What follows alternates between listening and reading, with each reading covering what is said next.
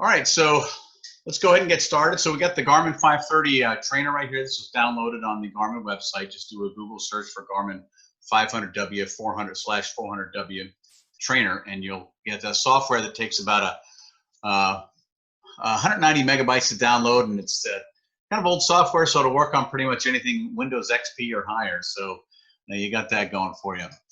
So we're going to do when you do download it, you're gonna press the COM volume knob to turn on the unit, and it's going to initialize. And if this is the first time calling it up on your own computer, it will take just a little while longer, because as it does initialize on the operating system, it does open up some new files and do some configuration configuration stuff. Okay. All right. So and I highly recommend this trainer. It's got its limitations, and I'll talk about these. But you know, in the Air Force, we had these part task trainers, and if you had one task, let's say loading up an INS, they would have this dummy. This before computers were prevalent. They would have a dummy INS there, and you do all the things that you need to do with the inertial navigation system, and no other cockpit things, just the inertial navigation system. And so it was a part task trainer. It tasked and trained you on that one specific task and one specific piece of avionics. So these are really good tools for you to use. Now, it's not a panacea. It's got its limitations, but if you just want to get introduced into the Garmin 530 world, this is an excellent way to do it, in my humble opinion. Okay. All right. So after we call up the software, this is exactly what it's going to look like on the airplane. And you're going to go ahead and click OK. And the Enter button here is pretty much Enter, Return, OK, whatever you want to put there. But obviously, that's an ENT button. So we're going to hit OK. All right. The first thing that comes up is a instrument panel self-test on the left, and then fuel capacity. Before we get to that, if you are working the computer at home, you want to make this say a Garmin 530W, which I already did, and I actually should have done that before we initialized. If you didn't, you're gonna have to close it and then call it back up again. And then initialize position is something that will come up in just a second. Okay. All right. So let's go ahead and set the fuel capacity. So the way this works, Garmin, these buttons down here that I'm circling on my mouse. If there's something blinking, if there's a cursor blinking, these are cursor and input devices, okay? If there's nothing blinking, these turn into chapter and page selectors, all right? But we do have a blinking cursor, so this is asking us to finish inputting something or get the cursor away. And the big button with left and right there, and the little button left and right there, is if you have a keyboard, the hotkeys for big button is the arrow keys. Big button left is up, big button right is down on the arrow keys, okay? So we want to go up to fuel capacity. If it reads 0, you're going to change this, okay? So we big button up all the way up to fuel capacity. We're going to small button right to start entering. And here's where you end up in I like to call these buttons the damn it buttons, because they're really not the greatest interface. It's kind of a tough interface. So you just have to take it for what it is. It's basically 1997 technology, and this was the bomb back in the day. Now we're so accustomed to swiping and expanding and doing all these gestures on the screen. That was just a twinkle in someone's eye at this point. So this was the way to input, and unfortunately it's hardware, so you can't change that. But you will get used to it, but guaranteed there's a learning curve here. You're going to get frustrated. So just accept that and just practice on this, because when you're up in the airplane, you don't want to be flipping through this and end up with into you know, big button, small button hell as you're trying to figure out how to just input a simple number. Okay. So we've big buttoned up to fuel capacity. I've small buttoned right to open up the selection window. And now the big button will change to selecting which digit to enter. Okay, that's my big button, left and right. And I go ahead and I use the keys as much as possible, because the mouse is really, I mean, we don't have a mouse in the airplane doing this. So, you know, there's no great interface. And in my opinion, the buttons are the least, or the most like the airplane, least unlike it, maybe. How's that to say? So anyway, you're gonna go here, and then you're gonna select 38. Select whatever number is applicable for your airplane. Let's say it's 40, and we'll go down here and change the fuel capacity to 40. When we're done with that, we're gonna click Enter, which is also the Enter key on your keyboard. Okay, and that just got entered as the fuel capacity. We can select the specific fuel on board, but let's go down to set full fuel, and as soon as we hit full fuel, it just simply matches what's in your fuel capacity, and then go down, and we're going to hit OK. All right. So it does an initial satellite search, and it comes up on the map page initially, unfortunately, but this is the map page. So we're going to small button left to the default navigation page. So see, here's where it's goofy. So small button left to get to the navigation page. All right. So is everybody with me so far? All right. Not Brian, how's your iPad this time? Is it connecting? Because it still shows Brian Flaherty connecting to audio. There may be a setting on your Zoom that allows the audio to be allows it to come through. So check on that. So okay, Brian, are you hearing me okay then? Because I'm still showing connected to. Oh wait, you know what? You came in as someone else. Oh, you came in as Brian's iPad. So I can get the Brian Flaherty and remove that one right now, because your computer still thinks it's still on. So I'm going to remove that guy, which is Brian's computer, but Brian's iPad's still on. Okay. Oh, I just saw your text message there, Brian. So go ahead and reconnect with your computer. I'm so sorry. Okay, so now, so we just called this up. Let me hit the message button. This is just basically going to say, don't use this for navigation. Anytime there's a yellow flashing message, you hit the message button, you read it, and if it's not flashing, that means you've already read it.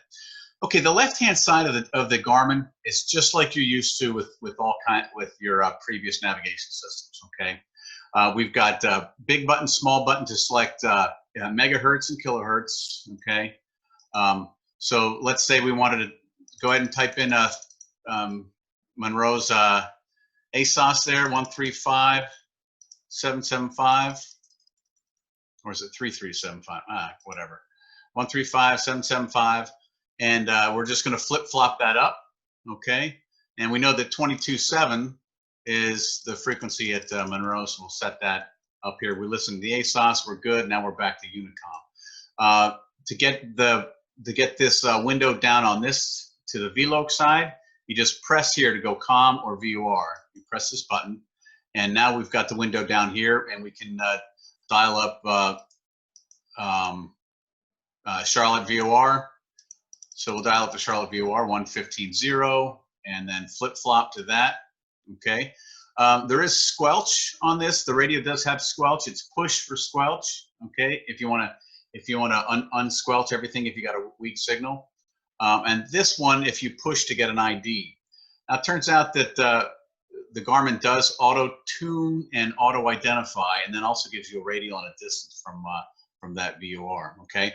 But this half of the screen is entirely what you probably are used to already, okay? The CDI button, and I'm just gonna go around the horn here really quickly, and we're gonna hit all this stuff. CDI button simply changes the source that's right here over your CDI. It changes from either the VOR LOC VORLOC that's tuned up there, or your GPS source, okay? OBS stands for Omni Bearing Selector, and that's a pretty cool key. Not quite well understood in the Garmin 530 community, but it's a really neat key. It also will, on an approach, unsuspend an approach, and we'll talk about that. Flight plan, you're going to get very used to the flight plan. Go ahead and click that. And this is our flight plan. Right now it's blank, and we're going to put in a standard flight plan. Okay. There's two. Now is a good time to talk about the chapter and page. So flight plan has 2 pages. Okay. If you ever see this with the white squares, those are the different pages. Okay. And to go between the pages, we're going to small button left and right. Okay. And there's a flight plan catalog and the actual active flight plan and flight plan pages. VNAV, seldom used. It's basically a poor man's descent computer, but if you know you're going 120 knots and that's 2 miles a minute and you need, and you're 10 miles away, you're going to be there in 5 minutes. You got 5 minutes to travel, and you can, it simply takes the ground speed and does some quick calculations with how much you want to descend to be at a certain point, and it tells you when to descend. And it's simple as that. Procedure is going to be where you select your approaches and arrivals and departures. This is the enter button we talked about, but it also is a page select button, and I'll get to that in just a second. This is the data entry device. Clear button is like an escape button, also on clear. Basically, it's also kind of like a backspace button, you know, going back on a screen. But it has one other function that's great. If you ever get lost in your pages, lost around here, you hit the clear button for 3 seconds, and you'll go to the default nav page. So let's say we have flight plan up, and I hit the clear button for a couple seconds. It's actually not quite 3. It defaults to it sends you straight to the nav page. So that's kind of a cool thing. If you ever get lost, you just want to, you know, take me home, click your heels 3 times, hit that, and it'll take you right back. The menu button is anything that's context sensitive. So it's kind of like a right click on your mouse. So consider that to be a right click button. Direct, you'll be using this a lot, and allows you to go direct to a certain fix or whatever's highlighted there. And lastly, the range buttons will obviously increase and decrease the range. There is an upper limit, but it's like almost the size of the United States or maybe even bigger. But I had trouble figuring out how to kind of remember how to use these, because sometimes they didn't make sense. Because if you want to zoom in, you think maybe zooming in, right? But think of this as God goes up, God goes down, okay? As far as God's eye view. So if I want God to be higher, I'm going to make God higher, and we're going to make God rise up. We want God lower, and God descends down to our airplane all the way down. Notice you do have a range scale down here to tell you stuff. And then also you notice that some things kind of disappear as you get higher and higher, and some things declutter automatically. That is all done. You can do your self-study on that. That is all customizable with in the map settings. Okay. All right. So that's pretty much the broad brushstroke for the Garmin box. All right. Everybody with me so far? I don't have any. No one's doing their screens, so I can't tell thumbs up. But if you have any questions, please go ahead and throw it up on the chat. All right. So we're going to do a flight plan out to Florence. I'm sorry, Fayetteville. Okay. So we're going to do a flight plan out to Fayetteville. And so what we're going to do is we need to put some fixes in there. Okay. So the first thing is, you'll notice it says push cursor. Okay. So if you push that button, which is also known as the space bar on the keyboard, if you do have something in front of you. So you push that, we now have a cursor, okay? Now when the cursor is flashing, this is, these are your input devices. And the big button selects the field, the small button will select the number or letter in that field, okay? So we're gonna put in KFYI, all right? So we're gonna start off with that. So, and here's where I like to use the keyboard for this. So small button right starts our selection, okay? And if it immediately starts off with K, because it assumes you're gonna go to an airport. So small button, big button right to get to the next field. And we're gonna go FAY. KFAY. Now you can go backwards if you're good enough if you're good at counting backwards, right? So we got Monroe to Fayetteville. Now notice up here in the active flight plan, EQI to Fayetteville. And active flight plan is always the flight plan 00. That's always what is active, all right? If we wanted to save a flight plan, we would come out of the flashing cursor. So deselect our flashing cursor. Now these become page selectors. So I'm going to page right. And I do have flight plans that are saved from previous lessons and flights. And this is where we would call those up and activate them. So, but we can save a flight plan right now. Okay, so let me go back to here. And if we hit the menu key, it's going to say, oh wait, I forgot. It doesn't say it there. So we are going to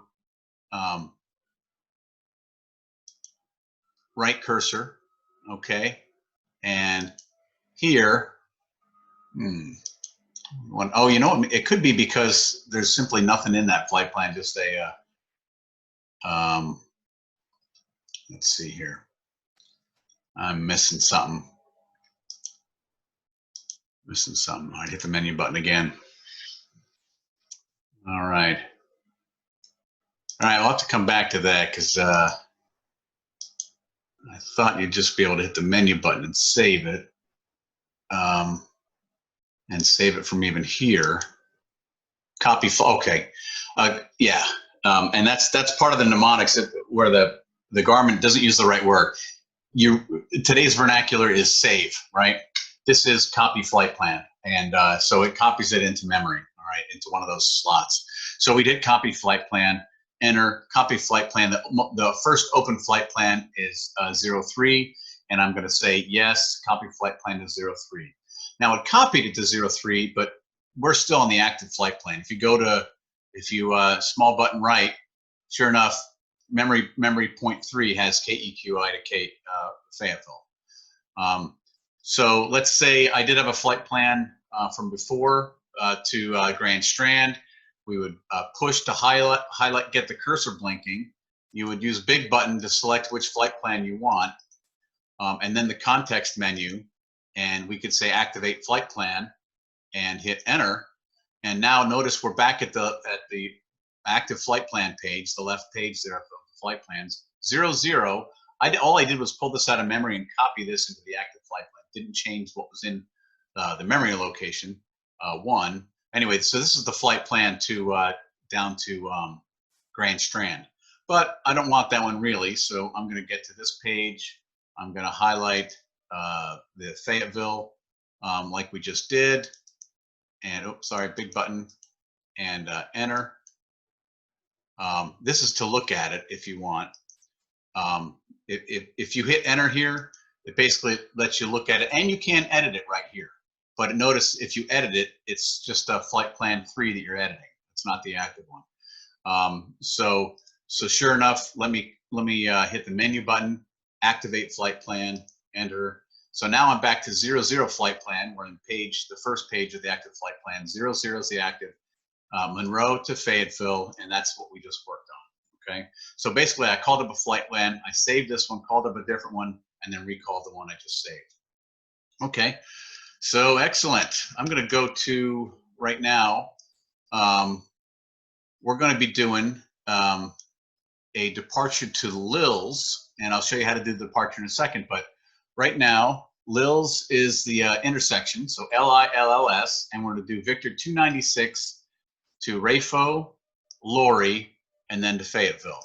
Okay, just plain old FAY. All right. So let me go back to the flight plan. So here in the flight plan, you're going to press your cursor, and we're going to dauber down. The way entering points go is that if I start typing right now, it's going to push Fayetteville down. It doesn't write over Fayetteville. The only way to get rid of Fayetteville is to delete it, and you would hit the clear key. Okay, we're going to want to do that. So if I hit the right small button, that comes up with a waypoint that I can put in. So I'm going to put in Lils as the first point. Okay, JKL, and then I, JHI, and then 2 L's.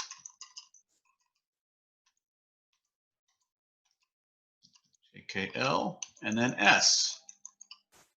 Lil's intersection. Press enter to accept. Okay, and notice that Fayetteville went down one, even though I was writing over Fayetteville, or so you thought.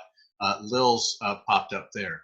Okay, so let's also put in what's the next fix is RAFO. Okay, so let's put in RAFO, RAEFO.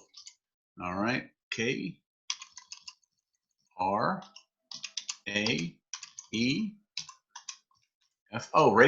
RAFO intersection. Sometimes it does a little guessing game, see if it can get it. And the next one was Lorry, I believe, Lorry, Lorry. Okay, so we'll put in that one, and that'll be it. Okay, oops, LORRY.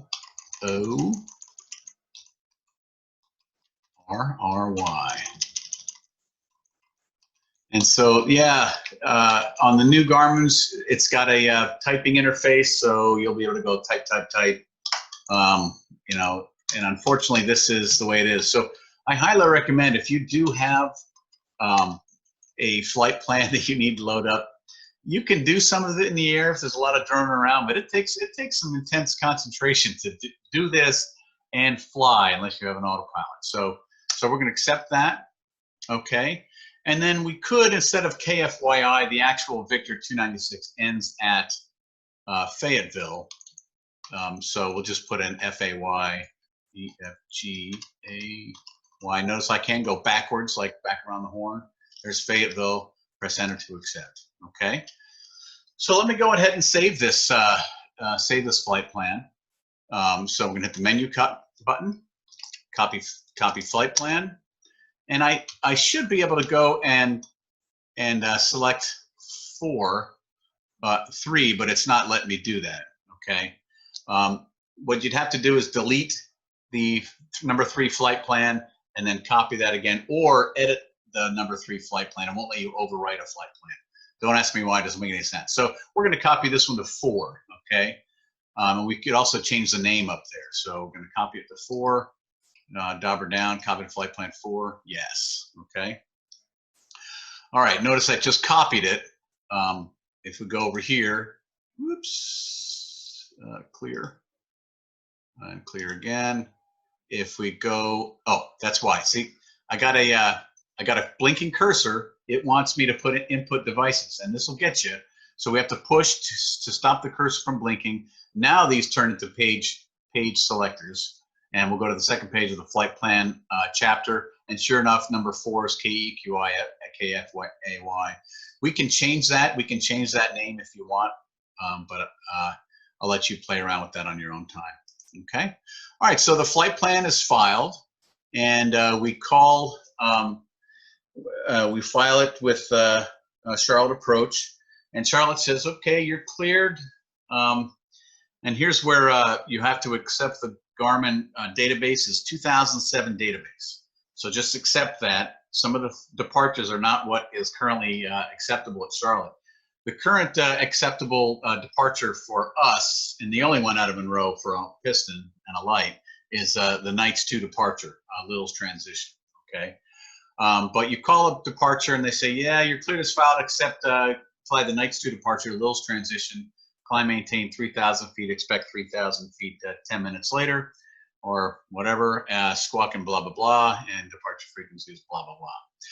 So we're going to go to the procedure button now, and now that we have a departure, and we're going to select departure, okay? The departure is not the Knights 2 on this Garmin trainer. It's the Pan 6 and Lil's transition. So we're going to dauber down here to the Lil's transition, hit enter, and we'll load that. Okay. So a couple things about how the flight plan works out. So here's our flight plan. Notice we've got a pre-departure, right? The departure, which is Monroe, Charlotte, and then the Lil's. That was the Pan 6 to Lil's transition. We've got an en route section. Okay, and the only way to look down lower is to push the cursor and then scroll down. You'd think you'd be able to do something over on this side. You can't. That's before people knew that there was that swiping was going to happen, right? So we got the Lils, Rayfo, Lori. Now notice Lils was part of our en route. We had typed that in, but since it's it is on the departure, Lils shifted up, and instead of having a Lils in the en route and as the terminating departure fix, it just ends up with the terminating departure fix. So it'll do that for you. Rayfro, Lori, and Fayetteville. Unfortunately, this is probably a question you're asking. Well, can't I just input the Victor 296 at the start point and the end point, Victor 296, and it's smart enough to put all the points in between? The Garmin 530 is not smart enough to do that, unfortunately. So it has no ability to do Victor routes. The Garmin 650, which is going in 66 Lima in April, has that capability. Okay, so there you have it. All right. So we're into Fayetteville. I will continue to dauber down and make sure the rest of my flight planning is good. Sure enough, there's Fayetteville. All right. Now we know from the Fayetteville weather that we're expecting the RNAV runway 05. So we can hit the procedure button and we'll select the approach. And notice up here, it assumes, it's kind of magical and mystical how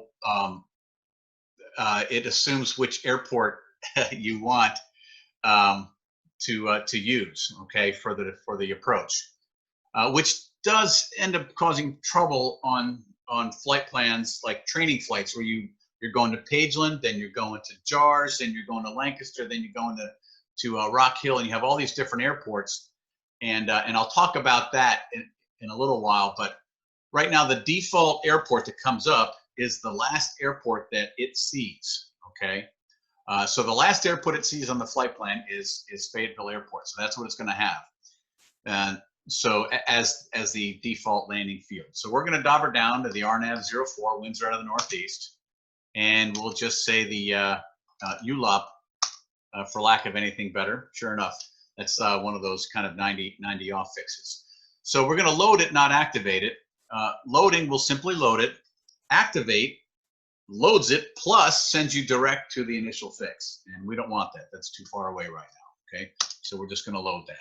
All right, so now we're back to our flight plan again. So let's do one last double check of that, okay? Push the cursor to get something flashing so I can dauber down. There's our departure. Here's our en route fixes, all 3 and /4 of them, okay? And the last fix was Fayetteville. And notice after Fayetteville is our approach RNAV runway 04, okay?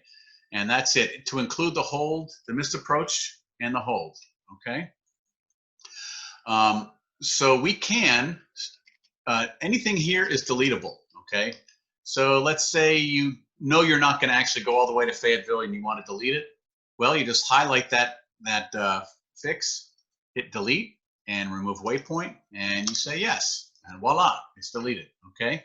If you wanted to totally delete the RNAV 04, which is a possibility if you don't want to get confused, there's 2 ways. You can either override an approach, and there can only be one approach. There can only be one approach loaded, okay? So you can either overwrite one, or if you don't even want one at all, you would simply hit the clear key. And when you hit the clear key, it says remove from the flight plan, you go yes, and voila, we've got the en route segment and then no approach, okay? But we actually do want the approach into Fayetteville, RNAV 04, ULOP transition, load, and there we go, okay? So it's still down there. All right, so is everybody with me so far? So there's our flight plan. We've got cleared for the PAN 6 departure, Lils transition, as filed, climb maintain 3000. If everyone could just give me some sort of chat type. Oh, there we go. That's right. There's a thumbs up. I forgot about that. Thanks, Doug. Somewhere on your screen. How did you do that, Doug? I forgot where that is.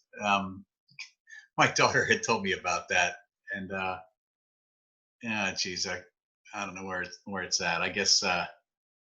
Oh, Brian's gave me a thumbs up. All right.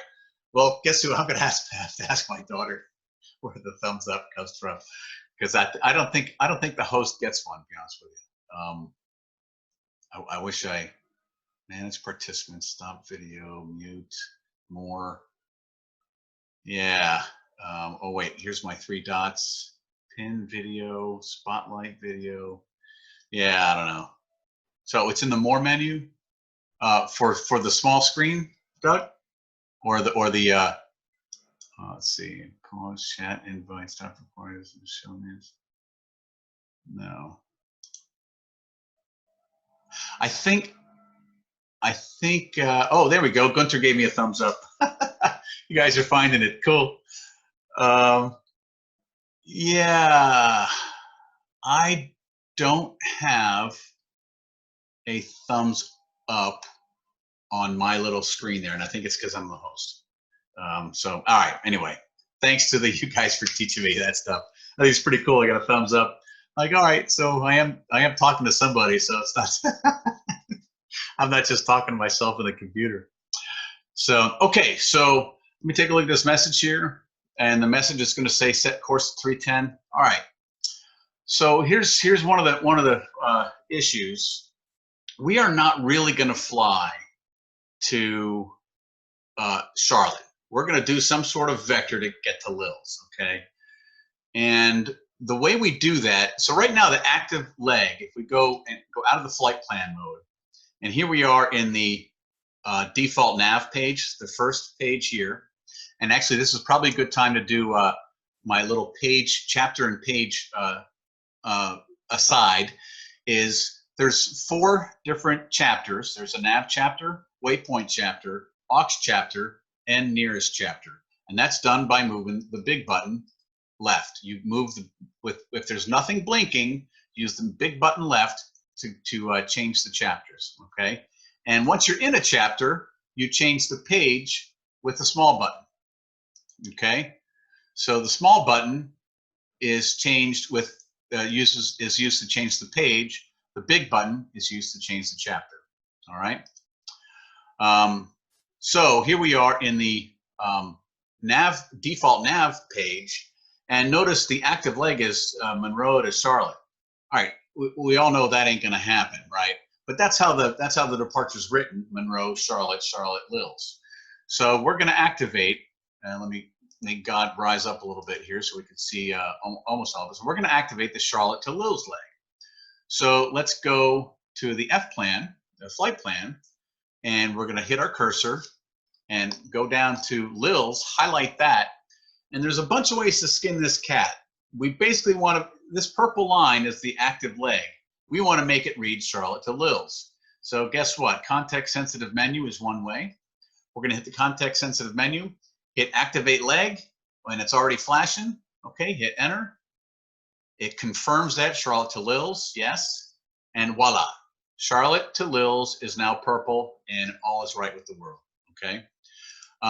There is a second way to do that. There's a shortcut way, okay? So let's say we're, and let me go back to where that was the active. Okay, so this is where it was before Monroe to Charlotte. There is a kind of a shortcut way. Go to flight plan, dauber down, highlight Lils again, and if you double hit the direct key, it actually, the first direct would send you direct to Lils. The second time you hit it, says, oh, well, maybe it doesn't want the direct. Let me do an activate leg, and you can activate the leg that way. It's maybe a little bit more of a shortcut, not much, but there it is, the double direct to activate a leg. All right. All right, so now we've got the leg activated we want. We just don't know what we're going to be doing. And sure enough, we contact clearance delivery, and they say, okay, you're cleared. We tell them we're taking off on runway 5. And so they give us a takeoff now, void if not off in 5 minutes. Otherwise, call us. Fly runway heading and contact us at this frequency. So sure enough, we're going to set runway heading. On this Garmin trainer, it's really important that you don't have the trainer on the left side or the right side. And the reason is, here's our heading bug, and you want to be able to go as far right as you need to get that heading bug where you want it, okay? If you're right up, bunching up against the edge of the screen, you're not going to have that much room. So we're going to set 050. Okay, so we set 050 as a heading bug. and we're going to hit the heading select on our little autopilot. All right, and we are going to make sure we're at least pattern altitude. So we're going to climb up to 3,000 feet. Right now we're doing a helicopter climb up to 3,000 feet. And I'm going to start flying. And we're going to go up to about 100 knots. And so we're climbing up to 3,000 feet. And sure enough, we changed our heading to 050. Our ground speed here on the software is increasing. So we're at 75 knots, increasing to about 100 knots or so ground speed. Okay, so Charlotte says, okay, you are cleared to intercept the Lils transition, fly runway heading, cleared to intercept the Lils transition 3,000 feet. Okay, so basically we don't have to do anything right now. As we're flying along, we're gonna basically turn right to intercept the Lils transition.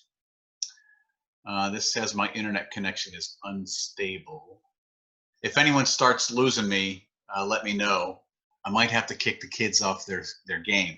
I think my son's doing he's probably doing a game right now. So, but just let me know if we get some latency here that's intolerable. All right. So what do we have here on our nav page? So we're flying at 3,000 feet. We're on a heading select, heading 050. Right off the runway, and sure enough, the desired track is 114, which is this track right here. We're currently heading about 050. We are 33.4 miles from Lils, the point that's right off the screen, and our cross track error right now, we are 3.5 miles to the right of the purple line. Okay, so that's how all that is orchestrated. Now these four corners of the nav map are customizable, but this is Aerowood standard right now. And if you get an airplane, it's not this. Here's how you would change it. But basically, you want desired track. Track is not customizable. That's always center.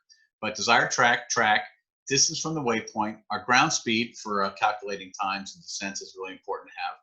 And then cross track error is likewise the last thing that we like to have on our Garmin 530s here at Airwood. So how would we change the cross track or change these fields if you ever get out here and this says like estimated time en route or something like that? All right, so we're going to hit the menu key and we're just simply going to dauber down to change fields and hit enter. And automatically you notice we have something blinking. We've got the DTK blinking up here, okay? So when we have something blinking, remember these buttons turn into input select buttons. So we're going to big button to get the blinking cursor. Now it was on distance. Now it's on glide slope, and now it's going over to cross track. And to change this, we would small button right, and up pops a select field type, and we would select the field type, whether it's ground speed, estimated time en route, etc. Okay, so we could put estimated time en route, and that's ETE. But guess what? We really don't want that because Aerowood standard is to have a cross-track error.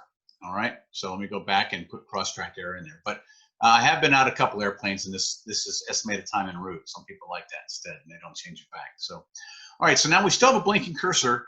How do we get rid of the blinking cursor? Hit push cursor. And notice it stopped blinking. Now we're into these buttons are chapter and page, okay? Nothing blinking, that means this is chapter and page. We do have a message button, set course to 114. We can come down here and set course to, there's 090, there's 11, and there's 114 approximately, okay?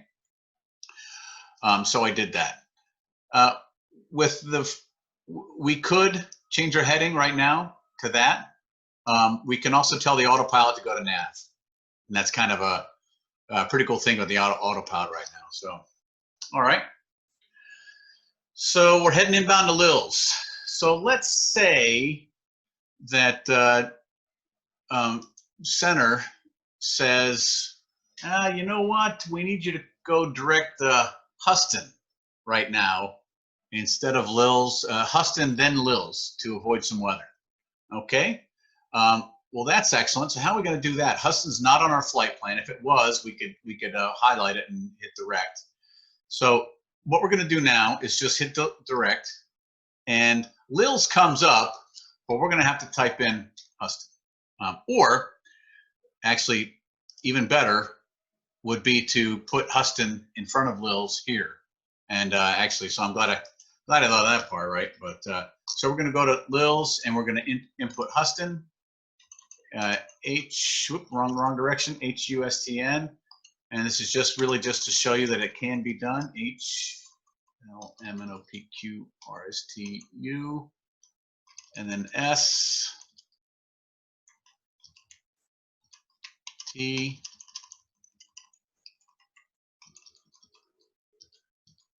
Huston intersection. Okay. Now Huston didn't because the current active leg was Charlotte to Lils. The Garmin kind of didn't know what exactly to do, right? So it went back to the Monroe Charlotte, and we don't really want that. So what we want to do is direct Huston. So let's get our cursor over Huston, hit direct, okay, and we're going to activate and enter, and there's direct Huston. All right, and we'll go back to nav. So right now, does this look like what we want? Direct to Huston and then the Lils for weather. Excellent. Okay, so we're in business. All right, and let's say center says, you know what? That's more than we should have given you. Fly heading 150. So let's heading 150 and hit the heading button on our autopilot. So now we're going to turn left to 150.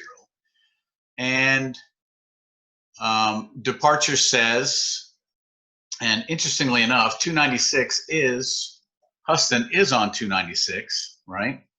So there's Lils, and then right in here is Huston. We do have a fixed Klein that's in between the two. And so they say, all right, you're cleared now direct Klein, all right? And as filed. So we'll go back here, flight plan, Huston, and we're going to put in Klein, C, CL, and bear with me because I'm actually getting to something that's kind of cool. So FGHI, but even aside from that, being able to Klein intersection, yeah, I believe that's how it's spelled. So Huston to Klein. Right now we're going direct to Huston. Oh crap! I put it in the wrong spot. All right, so we ask ATC. ATC says, screw that, go direct Klein, because he somehow knew that I typed it in on the wrong position.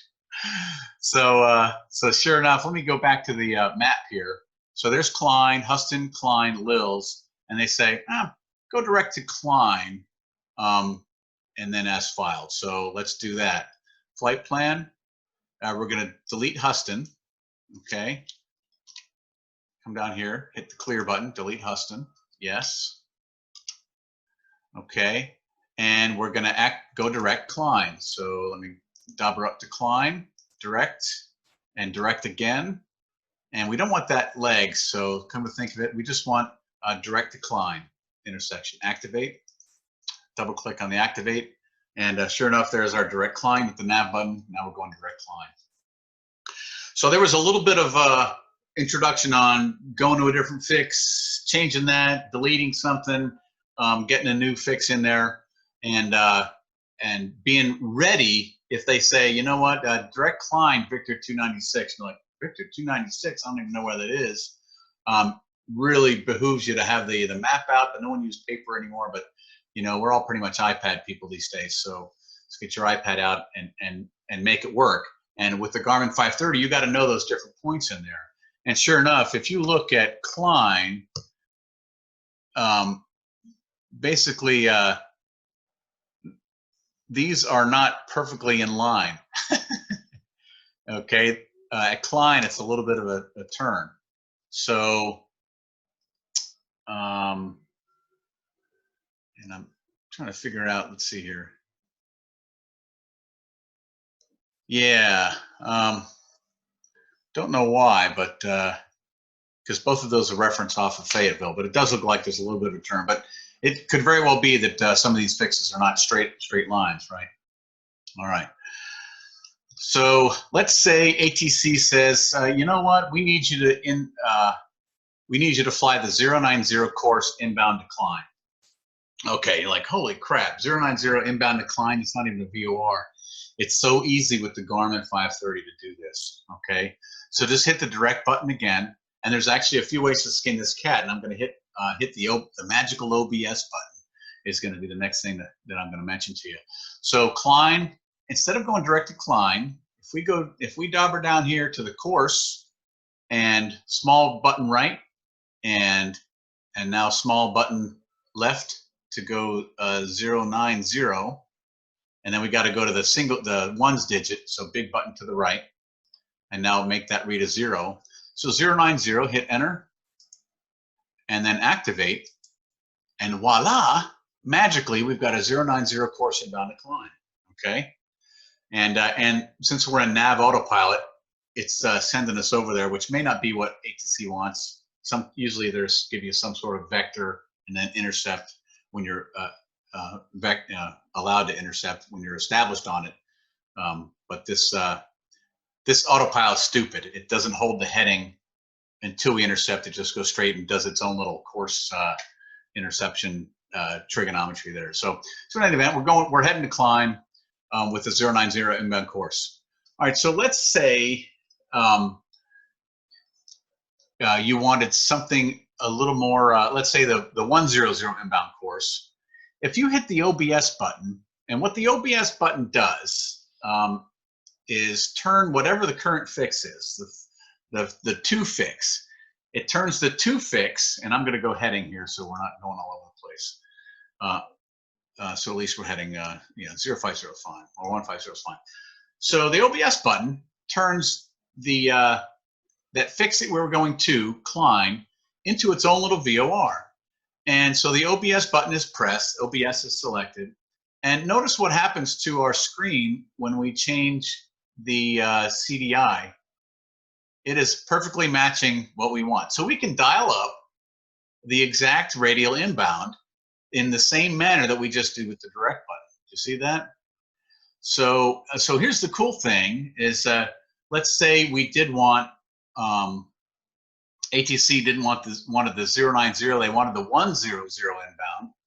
So we'll make that read 100, and with the desired track, that was also matching what you had there. So you can use that to cheat and make it exact, right? So there's the 100 inbound course and decline. And here's the magic of the OBS button. So once we've done that, if we deselect the OBS button, the rest, notice our flight plan hasn't gone away.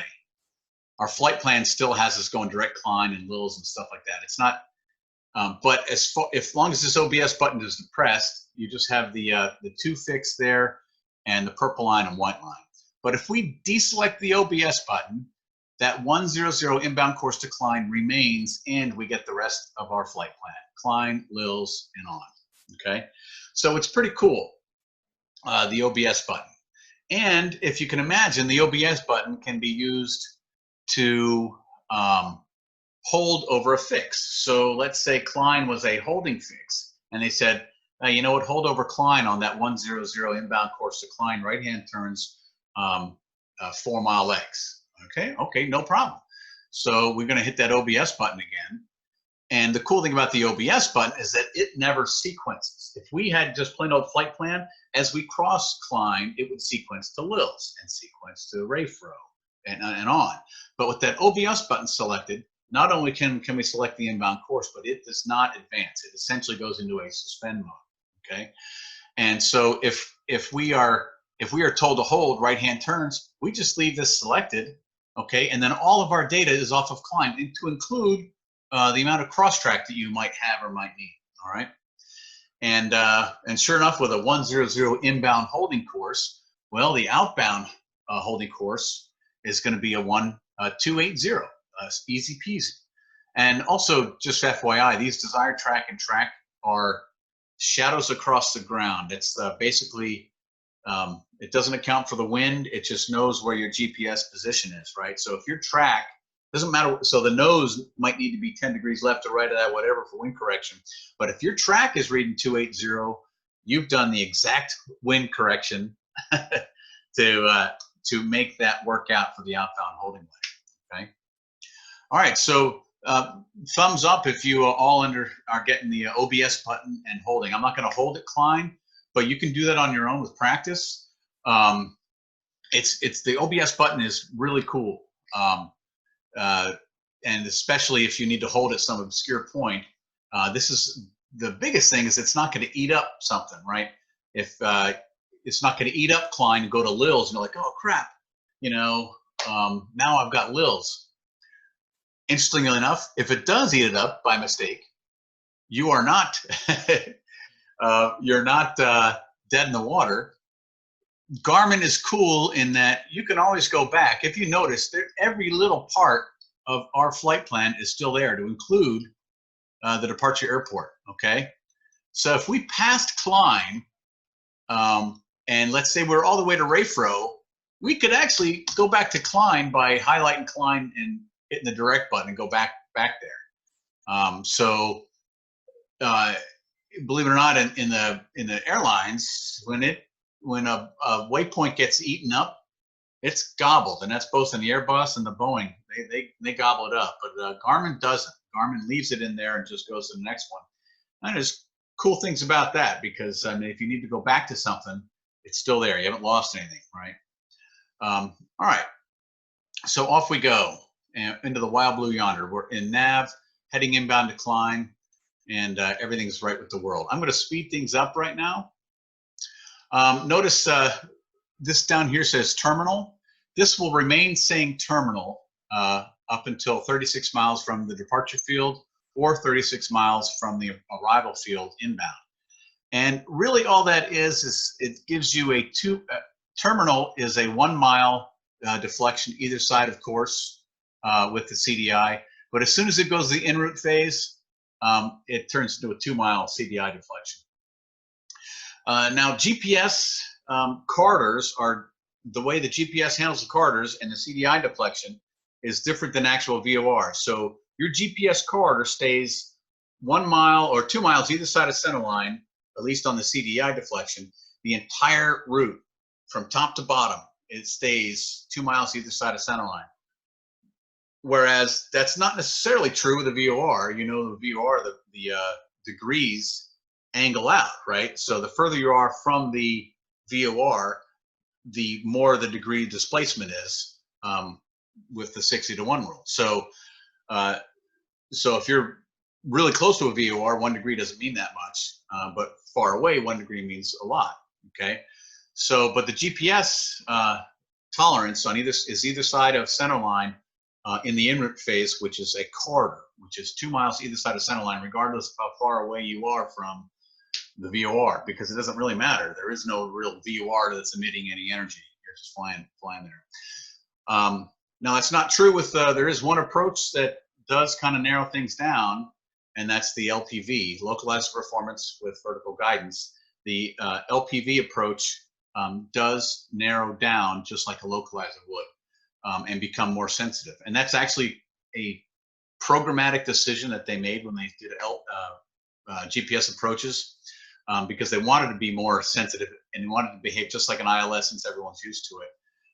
And, you know, you didn't want people like thinking I mean, you think about it, if you have maybe 100-foot vertical tolerance out at, 4 miles, you don't want that same 100-foot vertical tolerance when you're over the lights, right? So, because you'll hit the ground maybe. So sure enough, that vertical tolerance, at least with the bars, gradually comes in and behaves just like an ILS. Okay. All right, so here we are. I'm heading to, well, we went Klein or Lils. Are we passing Lils? What are we doing here? Oh, so we're going direct to Klein, which is in front of Lils, and then we'll proceed from that point. So let me dauber down and head direct to Lils now. Let's say ATC says direct to Lils, And sure enough, there's Lil's. All right. So let's go on into Fayetteville, and let's take a look at the Fayetteville approach. And I've zoomed this on up here, 600 knots. And let's see, there is something else to talk about here. Okay, while we're en route, I'll say one more thing about our chapter and verse. So here's our nav page, and the next most important page that you'll have on the Garmin 530 is the map page. Okay, the map page, you can select this to be track up, north up, or or airplane up. Okay, so I prefer this to be north up. Just because I kind of wanted this to be like I am reading a map. The nav page is just what it is. It's nav. It's me in the center. This is my world with left and right of center lines, and where I'm going is straight in front of me. But I like the map page to be like a map, and I don't want it to be like, I always want north up, and that's just, it's personal preference, right? But there's a lot to be said for it. So let's say you wanted to know, just generally speaking, what's behind you. Right, and there's times when you will want to know what's behind you. How far away is, like, Monroe that we just passed, or other stuff, the fix we just passed? How far is that? Or let's say you're on downwind in a radar pattern, and you know your airport goes aft of your 3-9 line, aft of your wings, and keeps going back there because you haven't turned base and final. Well, if you go to the map mode, you get a lot of SA on where you are and how far aft the airport is. If you're in nav mode, you lose that kind of SA about how far back behind your wing line your airport is. So that's why I like the map mode for that, and I like north up. But these are kind of repeater. These are also selectable by the user, and you can also get rid of this entire window here. How? Well, let's see. I'm sure it's data fields off. So hit data fields off, and voila, data fields are off. And not a big deal. We're usually flying around in the nav mode, so the fact that the data fields aren't there, that's personal preference. Turn them on or off as you desire. You do have the ability to change those fields. If the data fields are on, you can also change them like before. Okay. All right, excellent. So that's that. Let me hit the escape button. All right, and the setup map is also where you would find all the different permutations on what your preferences will be for the map. But generally speaking, you would just leave these and not mess with them too much. There was a time when I got an airplane just the other day, and the lat longs were in blue. I mean, who looks at lat longs? I mean, I don't, and they were just kind of distracting, and I didn't like them. So that ended up being in land data. So I had to dauber down, and I searched for it. It wasn't easy. Let's see. No, it's not that though. It's something else. All right, maybe I'm wrong there. Group map. Oh, okay. Line/road airspace. Let's see. It's one of these other ones. Maybe line/road. And enter. So here's the line/road. Lat longs are off.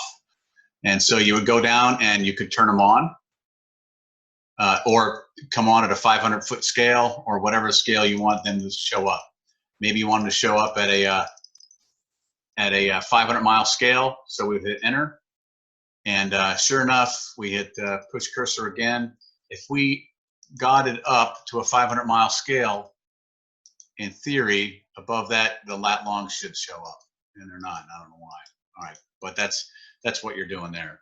So, okay, so let's go to our procedure, and we get cleared for the approach, and all of a sudden ATC says, there's a thunderstorm right over Fayetteville. What do you want to do? Okay. Well, we have done some good pre-study, and we know that Darlington is a good alternate for us. And the closer we get to Fayetteville, if we're definitely not going there, heading to Darlington's is better. We make the decision early. So we go ahead and we want to make that decision early. Okay. You could, in theory, just hit the procedure button and go down to select approach, hit enter, okay? And notice Fayetteville is still the default. So we could clear that, we could dauber up to Fayetteville and we could type it in, okay? You certainly could. Another possibility, if it's a kind of an emergency situation where you really had to get there quickly, we can go to the nearest chapter. Let me push that again, push the cursor, get rid of that. Go to the nearest chapter, okay, aux and nearest, and hopefully Darlington is one of the nearest fields. And that's the trouble with nearest. It very well might not be the nearest field that is there with a bunch of other stuff. And UDG is Darlington. And unfortunately, oh, there is UDG. But, you know, whether or not that's easier than typing the daggum thing in, I don't know. One other thing is it's not showing up here, okay? What we could do is simply clear the approach and change Fayetteville, delete Fayetteville, and then put in KUDG. So that's another possibility. So let's try that one. We'll go down here and delete the RNAV approach. So clear, delete it from the flight pen. Yes. Okay, so we just deleted that. And let's type in KUDG. Now I kind of like putting the field that you're going to land at in the flight plan in case you ever need to get back to it. And there's reasons for that. If the way the Garmin figures out what field is the default field for procedures is kind of goofy, and if the field you're actually going to isn't the last one, it can kind of ruin your day. So let's make UDG the last one, and actually is a good topic for conversation some other day about why that's like that. But KUDG, Darlington, and there it is. Okay. So KUDG now, notice it's up here as the last airport, and when we hit the procedure button, select approach, KUDG is now the airport that it's talking about. Good, and I like that, right? So I'm going to hit RNAV 05. We're going to do the WOMAT vector transition, and here's where, let's say we already knew that WOMAT was the fix, right? We can simply activate that. If we activate it, what happens is not only is the approach put in, notice it goes back to flight plan, not only is the approach put in, but WOMAT is immediately our direct to flight plan, our direct to field. Let me push the cursor here, big button left to the nav chapter, and then the nav page. Now, of course, I could have stopped all that just by hitting the clear button, couldn't I? Yeah. That's your get out of jail free cards, the clear button, press and hold. I could have stopped all that. That's craziness right there. So anyway, we are now going direct to WOMAT. The reason it has this huge turn radius is because I am going 392 knots, and it figured out the 392 knots to go direct to WOMAT. Okay. So sure enough, off we go direct to WOMAT. As we look at the approach into Darlington, let me see, where was that? I had that somewhere. Let's see, F11. All right, so what I'm going to do here, F11, make that big again. I'm going to go over here and call up, whoops.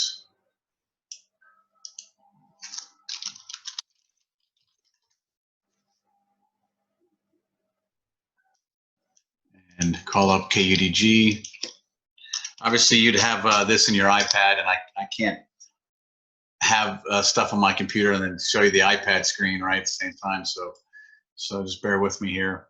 So the RNAV runway 05. Make sure I got Darlington. Yeah, Darlington RNAV 05.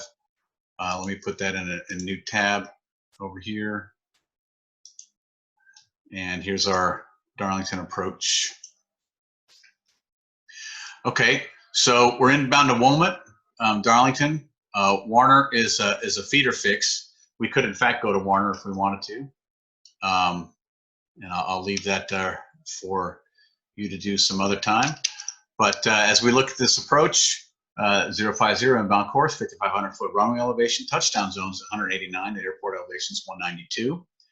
We'll get the ASOS in 119.925, and the Unicom, which with 10 mile and 5 mile comms are 123.0. It's an untowered airport. At Wilmot, we'll be executing the procedure turn with a teardrop entry, and so we'll be crossing Wilmot on the teardrop entry, right-hand turn into Wilmot, and at which point we're cleared down to 2,000 feet, but no higher than 6,000 for the procedure turn. Inbound to Wilmot, after passing Wilmot, we're cleared down to 1,800 feet, not much. We've got 6 miles to lose 200 feet to cross Umage at 1,800, and then descending down to the LPV altitude of 493 barometric. We need 1 mile visibility, and that's 304 feet above the touchdown zone. Okay. In parentheses, by the way, that's military. Military needs ceiling and viz. We just need viz, but ceiling's not a bad idea. Okay.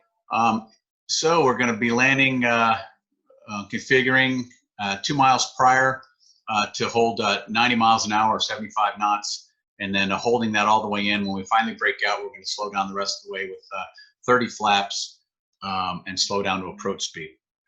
We're expecting to see a Triangle Airport facilities off to the right. Let me zoom in a little bit.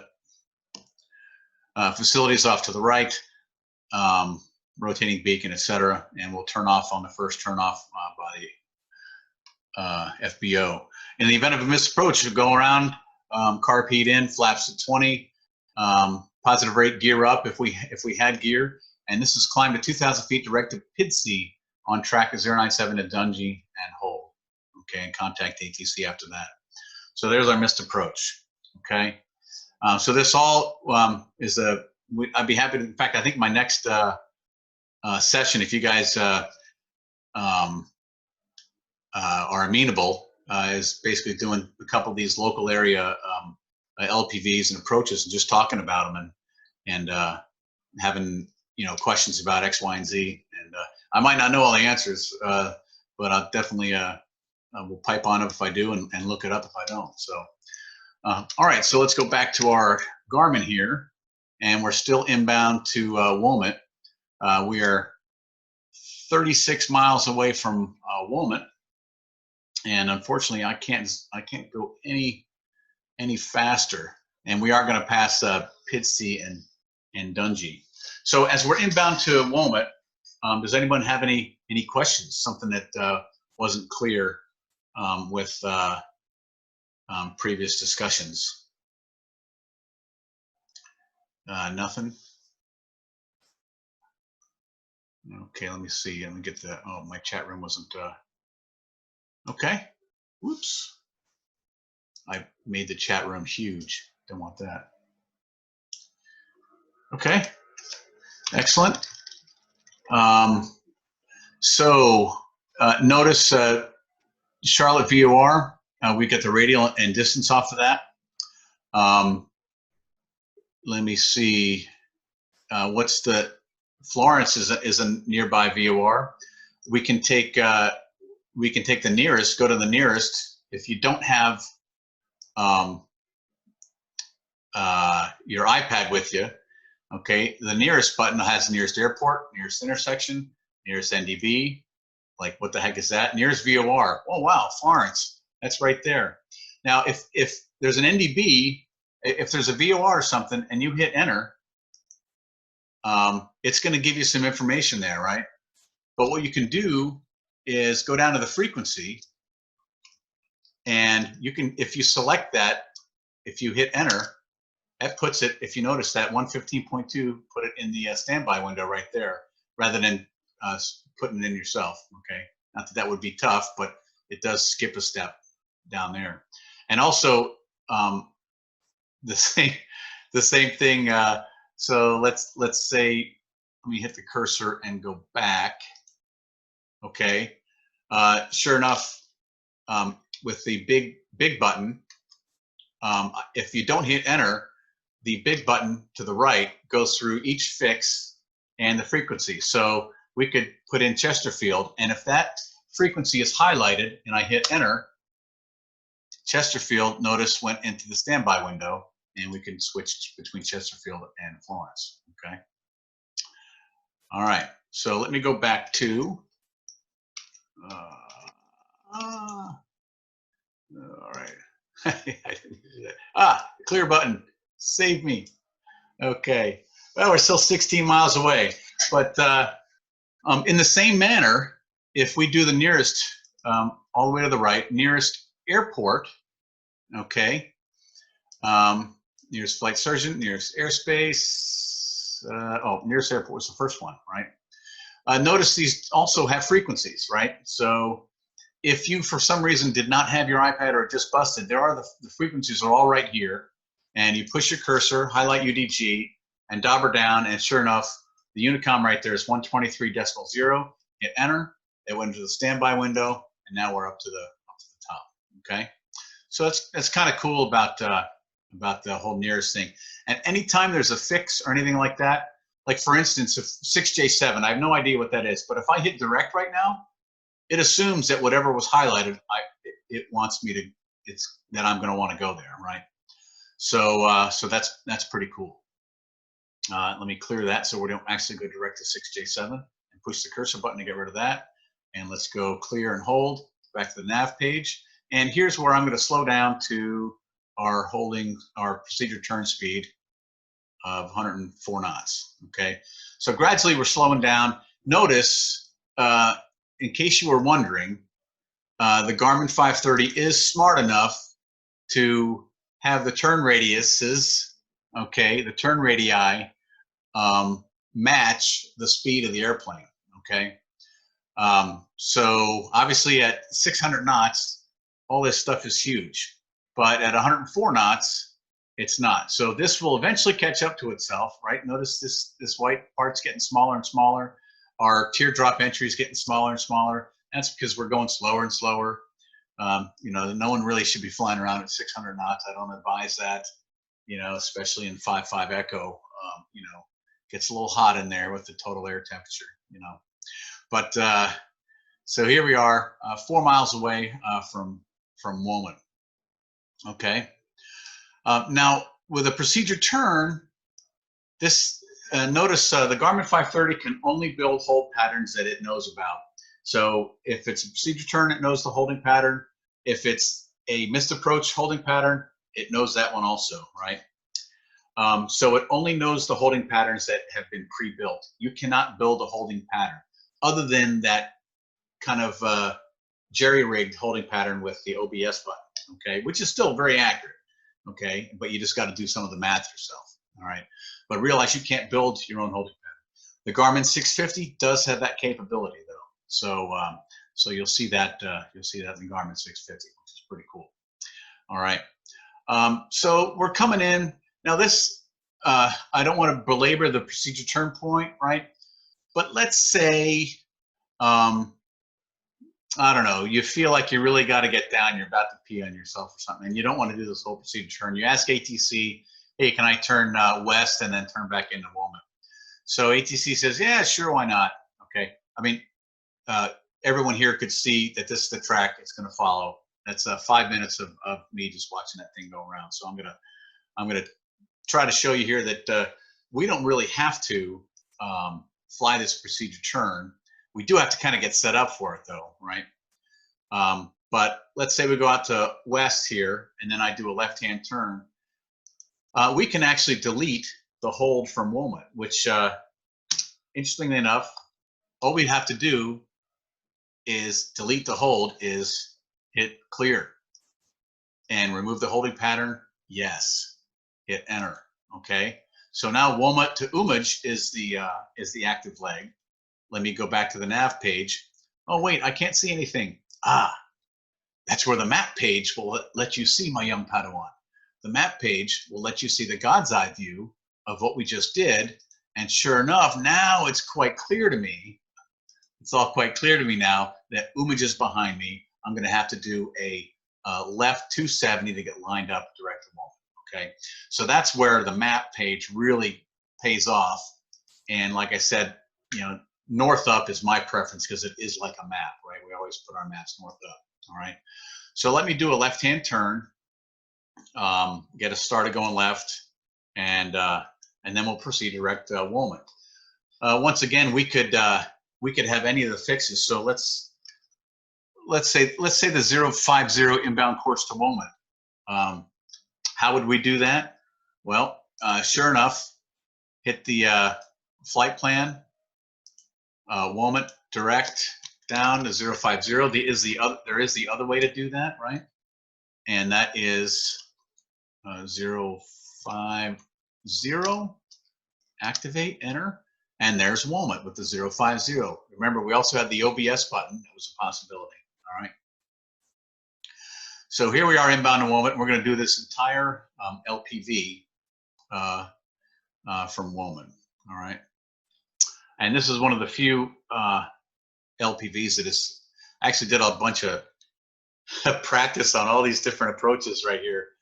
Because there's a whole bunch of fields that don't match what's in the Garmin 2007 database to what is actually there today. This is one of the few, if you wonder why I picked Darlington, it's one of the few airport approaches where Wilmot and UMAJ and runway 05 and the MIS approach all match from 2007, as well as the whole LPV thing. Oh, big mistake here. I did not hit the heading button.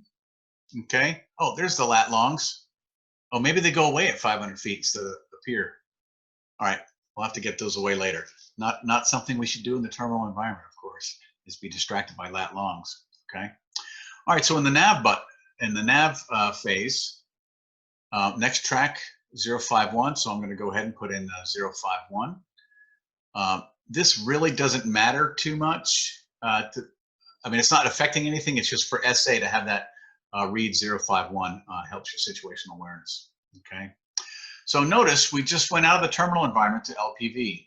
LPV stands for localizer performance with vertical guidance. Okay. And so we're inbound to Wilmot. Maybe bump the speed up a little bit. I'm sorry, inbound to UMAJ. And guess what? We are high right now. So we are allowed to go down to what? We are allowed to go down to 1,800 feet inbound to UMAJ. So let's do that. So down to 1,800 feet. We're inbound to UMAJ, LPV. Notice that was about 0.2 of a mile right there. So right now, the mileage stays in the terminal 1 mile either side of centerline. It's going to converge a little bit at UMAJ and go straight for a little bit, and then from then on, it narrows like a localizer. What, right in front of me? How should I do that? Right in front of me like that.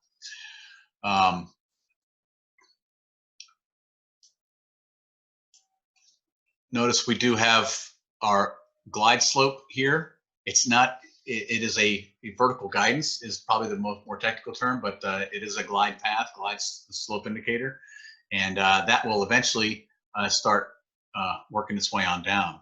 Okay, I can arm it with the Alt button, and or not. It wanted to climb and match that, so. So we're down 1,800 feet. Obviously, you wouldn't do that. You would continue at 1,800 feet until UMAJ, and then descend on the glide path. This little autopilot is kind of stupid, so it wanted to climb and match it. All right. So we're cleared down to 304. I'm sorry, 493 feet. So we'll just call it 500 feet to be a rough number, because I don't like dealing with all those crazy in between numbers, right? So 500 feet is our decision altitude, and I like to slow down about 2 miles prior from the final approach fix. Is a good time to slow down. We are at glide slope, so now I'm in the alt mode, and sure enough, this is descending on down on the glide path, and we're on center line. So the nav is giving us the lateral guidance. We've got the autopilot on to give us the vertical guidance flying down. Okay. Now from here, if you're hand flying this, trust me, it can be pretty tough, right? The missed approach and is climbed to 2,000 feet direct to KEQY on track at 079 to Dungey and hold. So it's basically, there are no VORs to worry about. It's RNAV to KEQY, then RNAV to Dungey and hold. Okay. So a little review of the RNAV procedures there. So we passed 1,000 feet before our missed approach or decision altitude, or DA. Okay, so I like to call 1,000 feet, 500 feet, and then 3, 2, and 1. All right. And I also like to keep my range scale going down, right? And one thing, this dash A means it's the least amount of clutter because we're in the approach mode of clutter.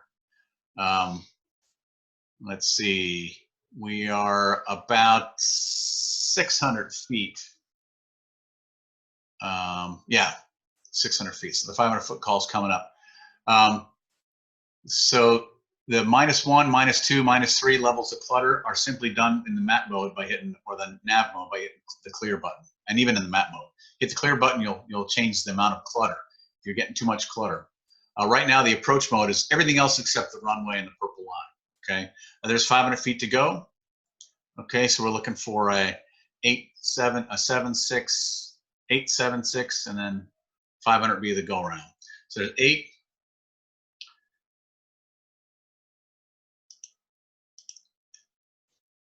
And coming up on 7. And we would have made our Unicom calls as well. 5 miles out, etc. Right now we're 1.5 miles out. 700 feet to go, or 200 feet to go. All right, cross check air is good. Ground speed is good. Desired track equals track. That's good. Approaching minimums. Okay, 100 feet to go. And there was minimums, so, or 500 feet minimums. Don't see the runway going around. Now, what I'm going to let this do here, obviously there is no go around on this. You would be doing your go around procedures. In a Cirrus, you'd be hitting the toga button. In the 777, you'd be hitting the toga button. Here, I'm just going to let it fly down, and then it magically at the runway bounces back up. Right? Arriving at waypoint. Okay. And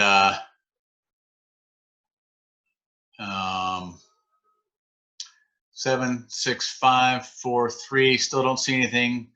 And there we go. So obviously, we wouldn't be going down to this altitude. We'd be going around. So now look, the altitude's increasing, and this is just an autopilot thing. Don't do that at home, right? All right. So here's a couple things to look at as we're climbing out of Darlington. Is that it passed the runway. It went into the suspend mode. And why did it go into suspend mode? Well, it assumes you landed, right?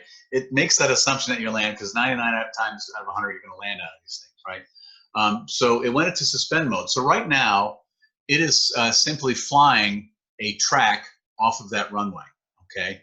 Which is basically like it basically went to suspend mode and is flying that track off of the runway 05 at Darlington. If we want to fly the rest of the missed approach, we're going to unsuspend it, okay? And notice by unsuspending, by hitting the OBS button, we unsuspended it. Immediately, our next fix, active fix, KEQY, came up, direct to KEQY, and the missed approach showed down here on the bottom left, okay? So there's your missed approach. And this only climbed up to 1,700 feet. We know that this missed approach is, let's see, I always forget it. Missed approach climbed to 2,000 feet, direct KEQY, and on track to 097 to Dungey, okay? So off we go to Dungey. I can speed it up to speed of stink, but that's pretty much it for the missed approach. So it would, hey Brian, thanks for stopping by. I'm pretty much going to conclude right now anyway. So take care, Brian. Does anyone have any questions as we proceed to Dungey? There's a huge amount of capability in the Garmin 530. It's actually kind of exciting once you get to know it, and I'm really kind of just scratching the surface, hoping that you'll dive in and play with it, because the trainer is really cool. There is not one page here that doesn't behave like like the trainer does in the airplane. This is a very, very accurate how the trainer works versus the airplane.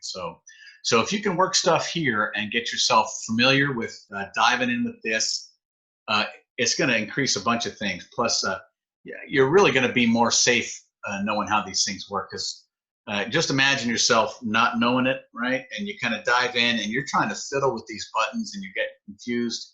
And the airplane's probably doing all this stuff. It's just like someone texting on the road. It's obvious, right? It's going to be terrible, right? So if you are in instruments, this is going to save you, but it also can hurt you, because if you don't know how to work the machine, then you will be already starting off behind the power curve, and having to fly on instruments and messing with something that you're not familiar with. That's the recipe for disaster. So, all right. So that's all I got. If you guys feel free to text me, my email is beaves, BEAVES F16 at gmail.com, or private message me on Facebook, etc. And this whole lesson, I think, gets recorded. I'm gonna try to save it somehow. I don't know how Zoom saves it, so there we go. Hey, thanks, Doug. And with that, all I got. Thanks, Gunter. Little clappy clappies. I can hear. Oh, please hold your applause till the end. So sure enough, here we are coming into Dungy, and it's a huge holding pattern. It computed the holding pattern for me.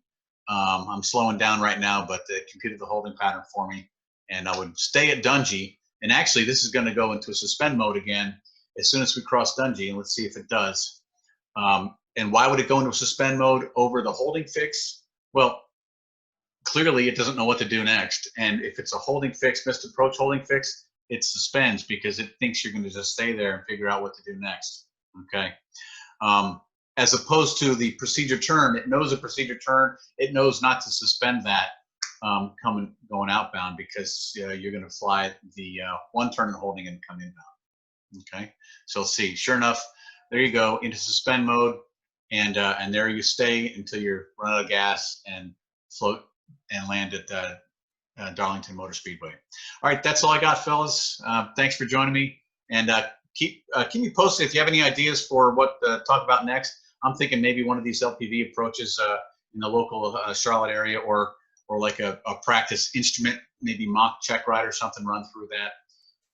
Also possibly is VFR applications for the Garmin 530. So with that, that's all I got. Thanks for joining me, and thanks for coming by. I wasn't sure anyone was going to show up, but we had 4 people in it. I appreciate your attention. See you later. Bye.